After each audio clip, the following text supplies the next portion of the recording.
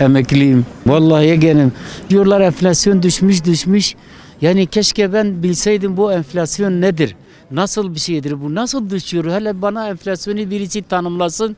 Ben onun gözlerinden öperim. Ayçiçek yağı bak şimdi yine belki 400-500'e çıkmış hani. Bir tenekesi 1,5 milyara çıkmış hani.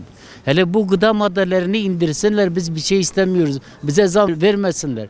Biz vatanımızı, bayrağımızı, devletimizi seviyoruz. Ama kimsenin hakkı yok bizi rezil edecek hani. Lütfen yetkililer desinler bu enflasyon nedir? Ya şimdi verdiği %15 şu anda yağ yine çıkmış. Ya tek yağı indirsinler Allah Muhammed hatırı için. Ayçiçek yağı ya. Biz ona muhtaç kaldık hani. Biz 44 yıl bu devlete ben hizmet verdim. Böyle devletimize sadık insanlarız. Bizi böyle rezil etmeye hakları yok ki abi ya. Yani biz bu vatanın çocuğuyuz. Hadi bir devletimiz savaşa girseydi, bir devletimiz sel gelseydi, kıtlık gelseydi, amentu billah ben maaşımı da veririm, ben oğlumu da veririm, ben canımı da veririm, ben bayrağımı severim anini. Ama kardeşim ne savaşa girdik, ne bir şeye girdik. Tek tabanca, tek şey ha böyle bizi rezil ettiler abi ya. Allah başımızdakileri hidayet etsin hani. Güzelim enflasyon nedir? He ben sana soruyorum. Hele bana söyle enflasyon nedir? Enflasyon nedir? Kurban olayım sen hele bana söyle. Ben deliriyorum ya. Nedir enflasyon? Enflasyon diyor. Ha şimdi verdi git yağa bak hani. Git patatese bak. Git soğana bak. Git gıda maddeleri. Hele temizlik maddesi kimse yanından geçmiyor abi ya. Hani bu enflasyon nedir hani? Ben keşke enflasyonu tanısaydım neydi abi ya? Ya dışarıdaki otu bulamıyoruz hani. Bir ebe gümeci vardı, yağ vardı dolduruyor yiyorduk. Şimdi ebe gümeci de parayladır hani. Çoktur, bu zam çoktur. Zam %15 mi? %15'i biz bitiremeyiz oğlum. Ne yapacağız %15'i? O %15'i de kendi maaşının üstüne alsın. Onların maaşı azdır ya. Kendi maaşının üstüne alsın. Biz zaten tokuz. Fakirler her zaman toktular. Zenginler açtılar. İşte ben kiraçı değilim. Yine de ben iyiyim. Ama çok benden daha çok kötüler insanlar vardır.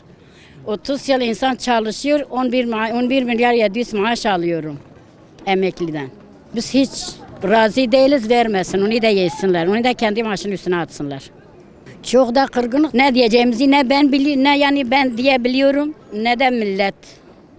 Yani kimse, herkese sor. Bazen kişiler diyor doğrudur. Çok şükür tokuz, çok şükür beleş, hepsi yalandır.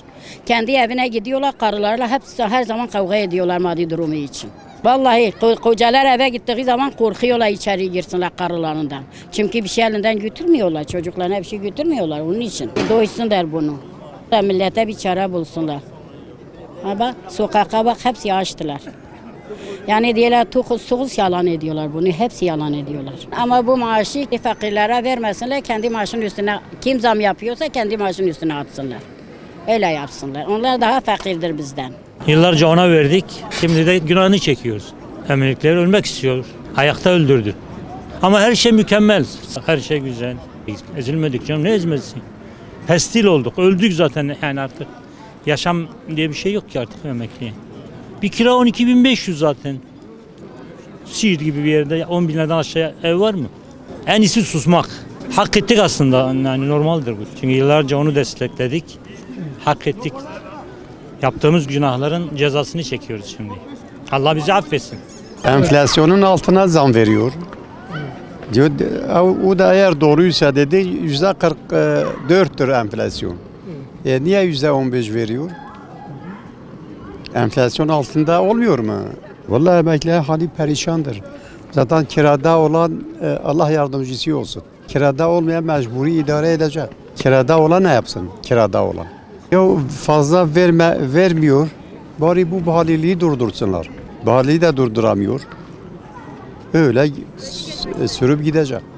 Hiç adaletli değil. Verdiği maaş insan evinin önünde bir köpek beslesem o köpeğe yetmez. Sözde bu 2024 yılı emekli yılıydı. Ben de emekliyim. 20 yıldan beri emekliyim bak. Daha 14 bin lira maaş alıyorum. Siirt gibi bir yerde ev kirası 20 milyara çıkmış. Yani bu adalet değil. Bugün en az 30 milyar olması lazım. Eskide biz asgari ücretin bir çok kat maaş alıyorduk, asgari ücretin maaşını.